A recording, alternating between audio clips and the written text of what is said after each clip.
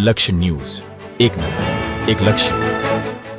Operation સિંદૂરમાં ફરજ બજાવતા આર્મીના જવાનનું કાર્ય બદલ તેમના વતનમાં જિલ્લાના માજી સૈનિકો દ્વારા કરવામાં આવ્યું સન્માન. તાજેતરમાં આતંકવાદી દ્વારા પહેલગામમાં નિર્દોષ લોકોની હત્યા કરવામાં આવી હતી. ત્યારબાદ કેન્દ્રની સરકાર દ્વારા સેનાને છૂટ આપવામાં આવી અને ભારતીય સેનાએ ઓપરેશન સિંદૂરમાં દુશ્મનોને વળતો જવાબ આપીને આતંકવાદીઓના અડ્ડાઓનો નાશ કરવામાં આવ્યા હતા. ત્યારે ભારતીય સેના બંકરોનો ખાત્મો બોલાવનાર જવાન વતન પરત આવતા સ્વાગત કરાયું છે. ત્યારે મૂળી તાલુકાના ટીકરના વતની અને હાલ સુરેન્દ્રનગર રહેતા જવાન 23 વર્ષથી આર્મીમાં ફરજ બજાવે છે. રોકેટ લોન્ચર તરીકે કામ કરતા જવાનને મળેલ ટાસ્ક મુજબ પાડોશી દેશના બંકરો નાબૂદ કર્યા હતા. પહેલગામ હુમલા બાદ ભારતની સેનાએ ઓપરેશન સિંદૂર થકી એક જ રાતમાં પાડોશી દેશને હંફાવી દીધો હતો અને પાકિસ્તાનને સીઝ ફાયરની જાહેરાત કરવી પડી હતી. ત્યારે ઓપરેશનનો ભાગ રહી ચૂકેલા જવાન રજામાં વતન સુરેન્દ્રનગર આવતા તેમનું ભવ્ય સ્વાગત નિવૃત્ત ફૌજીઓ દ્વારા કરાયું હતું. જમ્મુ કાશ્મીરના પહેલગામમાં પ્રવાસીઓ પર કરાયેલા આતંકવાદી હુમલામાં 28થી વધુ લોકોના મોત થયા હતા. આ ઘટના બાદ સમગ્ર દેશમાં રોષ ફેલાયો હતો. ત્યારે દેશની કેન્દ્ર સરકારે દુશ્મન દેશ પાકિસ્તાન પર ઓપરેશન સિંદૂર કર્યું હતું, જેમાં એક જ રાતમાં દુશ્મન દેશના 9 આતંકવાદી ઠેકાણાને નષ્ટ કરાયા હતા. ત્યારે ઓપરેશનનો હિસ્સો રહેલા જવાન ધર્મેન્દ્રસિંહ મહિપતસિંહ પરમાર સોમવારે રજા પર વતન સુરેન્દ્રનગર આવ્યા હતા. મૂળી તાલુકાના ટીકર ગામના વતની ધર્મેન્દ્રસિંહ પરમાર 23 વર્ષ પહેલા દેશ સેવા કાજ ઇન્ડિયન આર્મીમાં જોડાયા હતા. પહેલગામ હુમલા સમયે પણ તેઓ રજા પર હતા, પરંતુ રિકોલ આવતા તેઓએ ફરીથી યુનિટ જોઈન કર્યું હતું અને ફરજ પર જોડાયા હતા. ત્યારે ઓપરેશન સિંદૂરમાં રોકેટ લોન્ચર તરીકે તેમને જવાબદારી સોંપાઈ હતી અને અધિકારીઓના અપાયેલા ટાસ્ક મુજબ તેઓએ રોકેટ છોડીને દુશ્મન દેશોના બંકરોનો ખાત્મો બોલાવ્યો હતો. આ કામગીરી બદલ તેઓને સેનાધ્યક્ષ દ્વારા મેડલ પણ એનાયત કરાયો હતો. સુરેન્દ્રનગર પરત આવેલા ધર્મેન્દ્રસિંહનું જિલ્લાના નિવૃત્ત આર્મી જવાનોએ ભવ્ય સ્વાગત કરી દેશની સેનાના ઓપરેશનને બિરદાવ્યું હતું. રિપોર્ટર બ્રિજેશ ત્રિવેદી, સુરેન્દ્રનગર. હું દવે વિપુલ કુમાર, ગુજરાત માજી સૈનિક સંગઠન સુરેન્દ્રનગર જિલ્લા પ્રમુખ.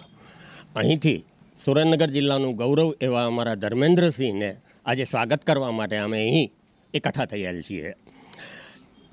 પુલવામા કાંડ બાદ પહેલગામ કાંડ બાદ પાકિસ્તાનને મુંહતોડ જવાબ આપવામાં ભાઈ શ્રી ધર્મેન્દ્રસિંહનો જે બહોળો અનુભવ અને ગુજરાત માટે ગૌરવની લાગણીનો અનુભવ છે, તે માટે પૂર્વ સૈનિકો તમામ અમે એકઠા થઈએ અને તેમનું સ્વાગત કરીએ. જે મુંહતોડ જવાબ મળ્યો પાકિસ્તાનને, જે કદાચ આજીવન યાદ રહેશે. આ સાથે જય હિન્દ, વંદે માતરમ. હું 1 મહિનાની છૂટી પર હતો. હું પરમાર ધર્મેન્દ્રસિંહ મહિપતસિંહ, ગામ ટીકર.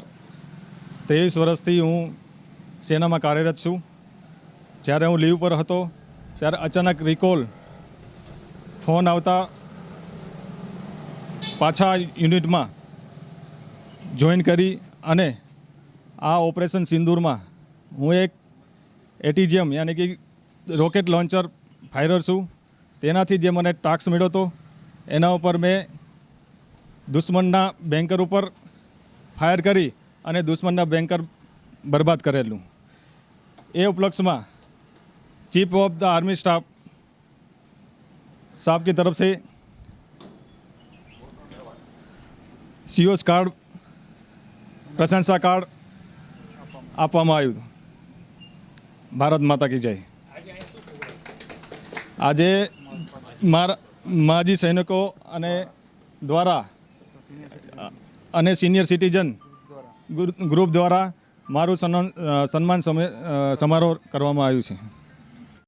પાકિસ્તાન દ્વારા પુલવામા હુમલા બાદ ભારતીય સેના દ્વારા ખૂબ જ શૌર્ય અને સાહસનું અપ્રતિમ જે ઉદાહરણ આપવામાં આવેલ છે, એ દરમિયાન આપણા સુરેન્દ્રનગરનું ગૌરવ કહી શકાય, ગુજરાતનું ગૌરવ કહી શકાય એવા ધર્મેન્દ્રસિંહભાઈ પરમાર, રહેવાસી ટેકર તાલુકો મૂળીએ, એ પણ એક પાર્ટ ઓફ આર્મીના હતા અને તેઓએ પણ મિસાઇલ હુમલા દ્વારા પાકિસ્તાનની ઘણી બધી પોસ્ટને તબાહ કરી હતી અને એના સન્માન રૂપે તેઓને COS એનાયત કરવામાં આવેલ છે.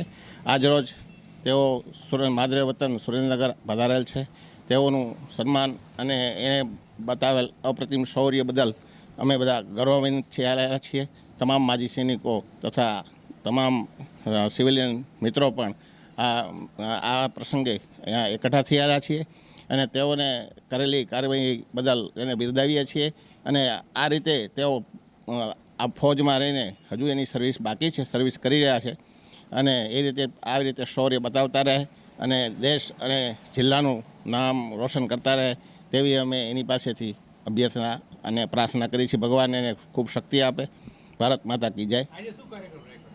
આજરોજ તેઓ વતનમાં આવેલા છે રજા ઉપર અને તેઓએ કરેલી કાર્યવાહી બદલ અને બતાવેલ શૌર્ય બદલ અમે તમામ એક્સપ્રેસમેન તથા બધા આસપાસના મિત્રો, સોસાયટીના રહીશોએ તેઓનું ખૂબ જ ભવ્ય સન્માન કરીએ છીએ અને એને આવકારીએ છીએ અને ખૂબ જ સાહસ બતાવેલું એને એ બદલ એને ખૂબ ખૂબ અભિનંદન અને ધન્યવાદ આપીએ છીએ.